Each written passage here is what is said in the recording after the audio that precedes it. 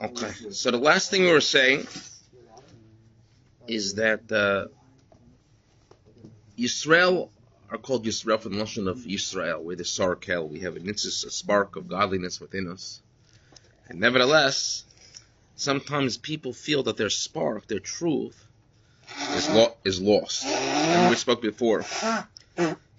There's the Eibishter that comes down in Chetzenius, superficiality, as their spheres, and then there's the Pneumius of the Eibishter, Hashem's innermost, beyond spheres, higher than that. And then the same thing with the Yid. The Yid has Eser Koiches, which is also in a way superficial. Then you have Yud Gimel, which I brought you to Tshuva, Rabbi Haigon, Eser Yadaino, Yud Gimel Lo Yadaino. I don't know what it's a level I don't know. A level which is beyond reason and understanding. The Alter Rebbe said, I'm about 7 lines from the bottom of the page, we're going to turn the page soon. Sometimes, a person's, come join us. Can't, or at least go that way. Sometimes there's a level of Aveda. Aveda means what? It's lost, galus. In other words, a person's godliness is in a way where it's not accessible. It seems like it's not doing what it's supposed to do. What is it supposed to be doing? A person is supposed to be inspired. They're supposed to want truth. They're supposed to act like truth. They're supposed to be in tune with their learning, their davening, their midas, the way they do mitzvahs. So what the Alter Rebbe is saying, you're feeling like you're lacking where you want to be spiritually. He says, look and seek out. You only look for something which is lost. Something which is lost. And here we're talking bechinas galus, in a way of exile, this is our godly spark, which we mentioned above. Sometimes a person's godly spark could be in a way of galus, and therefore he doesn't feel it. He is in touch with his animals, so he feels everything's physical, and it's all about passion and lust and and desires and temptations.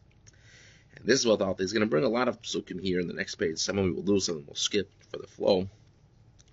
But he's saying, this is Hashem your God you have to look out for. It comes from this level of kel, again, beyond Seder Shtalshalos, beyond the Eser Spheres. Which rests in every single person, to give life to his vitality. I thought kale was like a level of chesed. Wouldn't that be within Seder Shtalshalos? No, it's higher. Yud Gimel Midas goes beyond Seder Shtalshalos. We said that before. No, yeah, I said kale. Kale goes on chesed.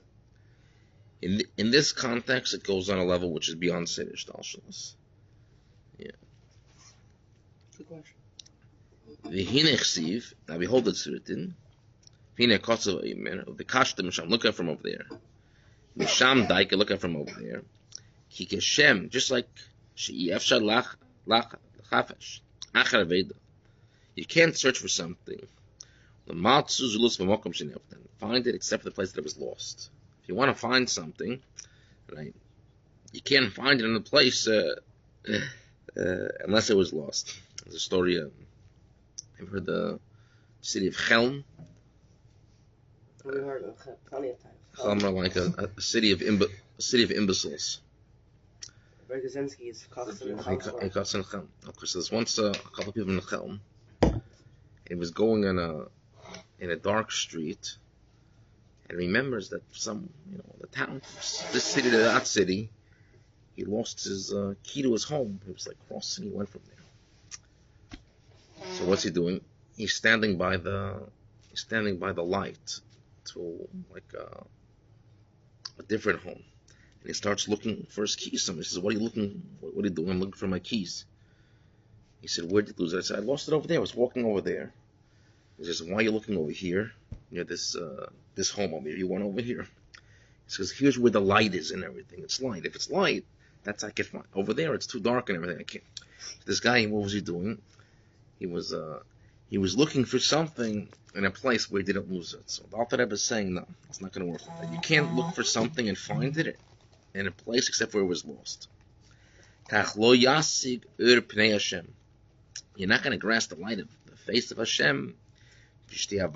Last line of the page, and you're going to have a love of Him, a love. You're also in a fear of Him upon in your face, meaning in a way of pneumius also.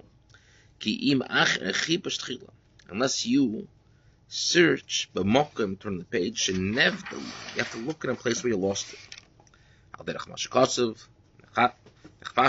Search out your ways. In other words, Elul's a time where it's customary to search and you check and you examine your mezuzahs and your tefillin.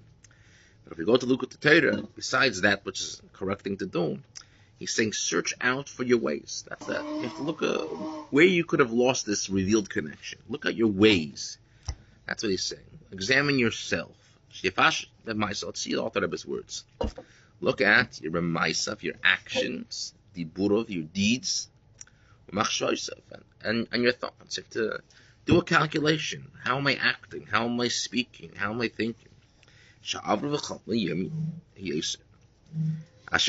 Which passed in the days which they weren't good. This is what it means, search out for there. So you asked people asked in previous year, so what does it mean in Elul? I want to prepare myself for the Rosh Hashanah of the new year. What does it mean to make kelim? So he says, person has to do a calculation.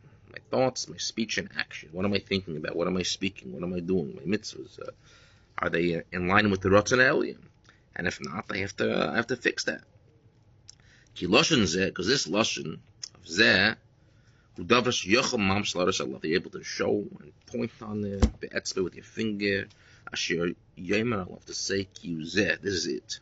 Sometimes in the Chassidus it's brought difference between zeh and koi. Koi means so it's a lower level of revelation. Zeh, this is the author that I could point and say this is it. And when we say this, I could point. It's so apparent. The true zeh goes on Hashem. This is Hashem, my God, I will exalt Him. Right? That He fills the whole land. What about the place of dwelling of Klipos?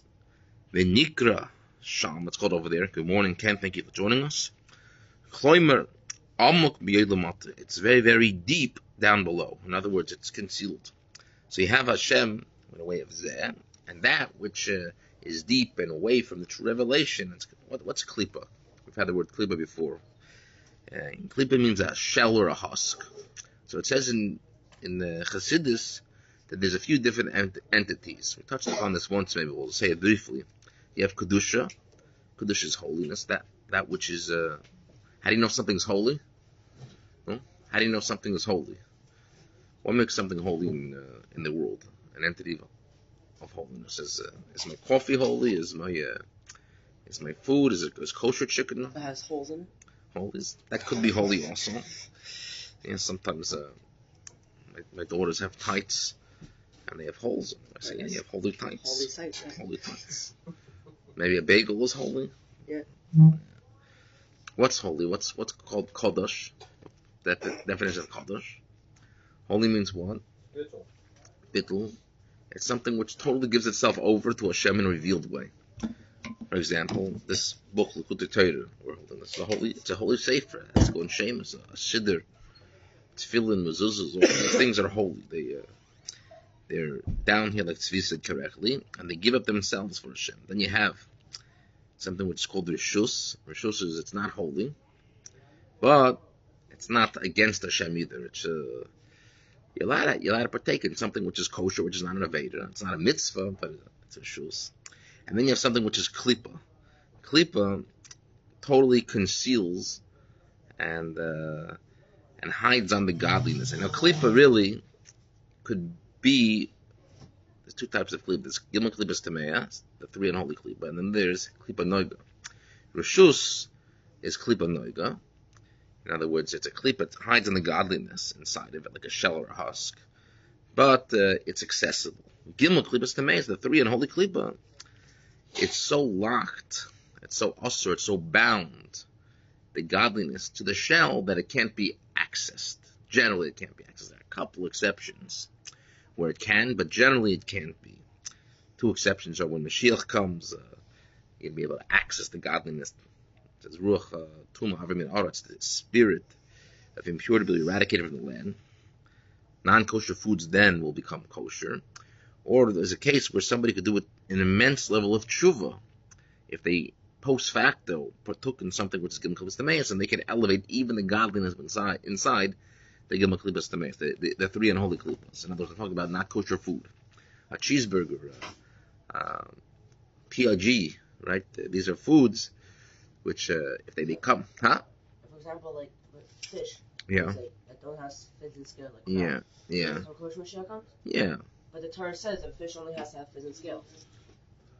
So the reason why, what about the sharabar? And it says Eliyahu. Huh? The what? Leviathan. Leviathan. Leviathan's a fish. I think it's scale. Does it have scales? I heard that the reason, for example, the pig, the reason why that'll become kosher is because it's gonna have both simanim. Yeah, so that's Right? So the only way not kosher will become kosher if it has two simanim. But how the crab gonna have two simanim? A crab is gonna grow fins and it's gonna grow scales. Sure, why not? If it had hooves, it would have been split. Or maybe we could say the reason that it's usher in Galus won't apply anymore when Mashiach comes. And they're saying Torah won't apply anymore. Yeah, and he's saying Torah's gonna stop. The Christians. Not Torah is going to stop. So Torah clearly says that it doesn't have fins and scales, not kosher. Then telling me, there's gonna be a period in time that's not. It is gonna be kosher. We'll have to see. I'm just saying, well, you think about it, the Torah also says that about unless he sparks about the woman, her hand should be cut off. And Rashi says clearly that this means money. The Torah clearly says cut off her hand. It means money. That's what I'm saying, whatever. You can go according to Beis Shammai and things will be resolved. But anyway, back to what we're saying over here. So Klippa hides and conceals the truth of godliness. And sometimes a person's godliness, his true self, he could be feel like he's lost over there, or he's doing things which are associated with Klippa. And this we say, right, that he has to search out and examine his thoughts, speech, and actions, and make sure that if he was involved in these things which are not for a godly purpose, we said before, not necessarily evaders, but things which are just selfish motives, that I have to search my thoughts, speech, and action, and see that I could channel it towards a more godly way. So, Mitzvah, God willing, next time we will address what about somebody who blemished in a thought, speech, and action. Here we spoke so far only about somebody who was doing dvarim betelim, or things which are heter, and they just weren't turned to Hashem. They were a way of klipim. I would say it's more the gimel klipa noga, the shiny shell, the translucent. We're going to speak about what happens if somebody the past year or someone did an evader, he did a thought, speech, and action which wasn't for Hashem. How does he do tshuva? How does he come close? How does he search in that case? Have a wonderful davening, to be continued. Yeshiva Torah Ohr of North Miami Beach.